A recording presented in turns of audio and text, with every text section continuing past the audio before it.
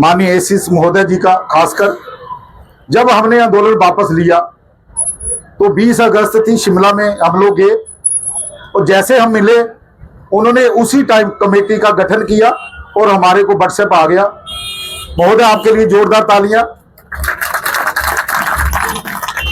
अब हमें और कमेटी में जो काबिल अधिकारी डाले आपने, उनको फील्ड का ज्ञान था, उन्होंने हमारी समस्याओं को सुना और समस्याओं को सुनने के उपरांत आपको एक रिपोर्ट भेजी है और उस रिपोर्ट में जो हमारी बहुत समय से ये मांग चल रही थी कि पटवारी में बलवान कमेटी आप नारे ला रहे हो, ये बता दूं कि उसमें क्या जो रिकमेंड हुआ वो क्या हुआ। उसमें पहली डिमांड थी कि जो हमारा चैनल है वो पटवारी से कानूंगो से नायब तहसीलदार से तहसीलदार, दूसरी ओर आपका क्लर्क है या जूनियर असिस्टेंट है या सीनियर असिस्टेंट है, तो फिर वो ग्रेड 2 स्टूडेंट बनेगा या स्टूडेंट बनेगा।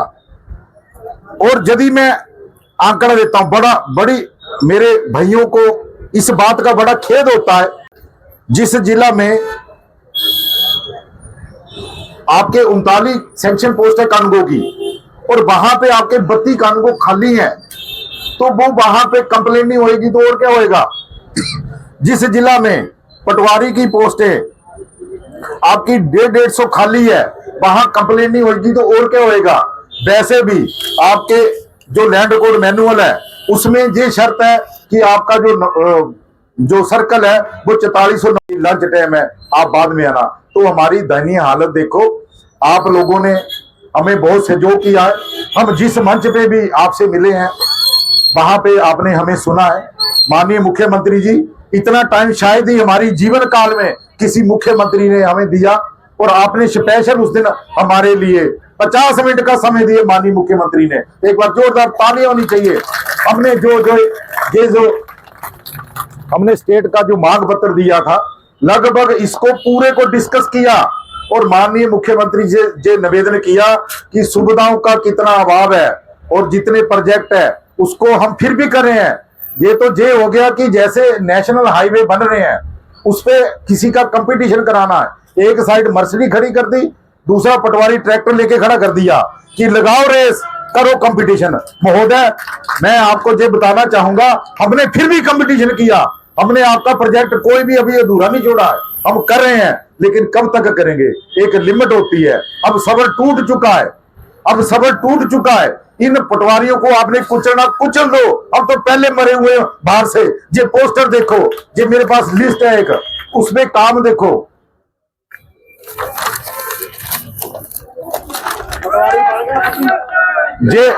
ये आप लिस्ट देखो, इसमें पूरा पेज भरा हुआ जो रोज के पटवारी काम करता रोज के, और दूसरे पेज में भी है 55 काम के आसपास है।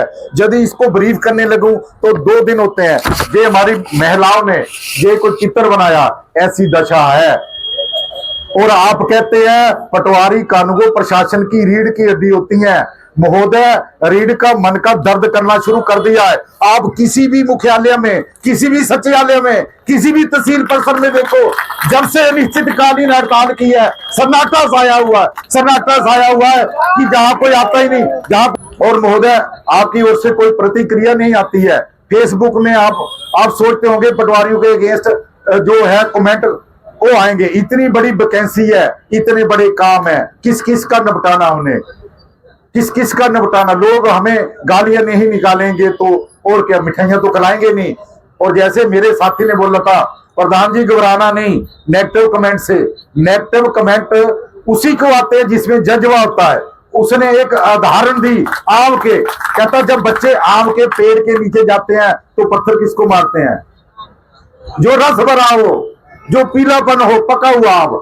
आज आप अपने मुआयना करा लो, आप तहसीलों का, एसडीएम ऑफिस का, जिला ऑफिस का, सन्नाटा छाया हुआ है कि पता नहीं कौन सा डिंग टूट गया। तो आज मेरे को भी एहसास हुआ कि पटवारी कानूनगो वाकया में रीढ़ की हड्डी है। कठोर कानूनगो संघ